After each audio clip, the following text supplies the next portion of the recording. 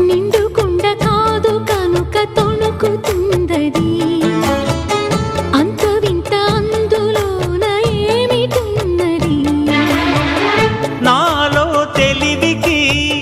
దీనిలో నీటికి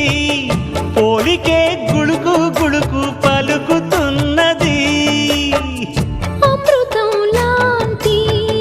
హృదయం నీది అంతకన్నా వేరే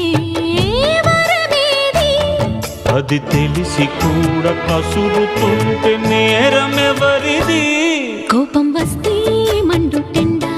మనసు మాత్రం వెండి కొండ వానమబ్బులాంటి వాటం నీదయా ఏంటో నాకు తెలుసా మంచి చెడ్డ నువ్వు చెబితే నేర్చుకుంటా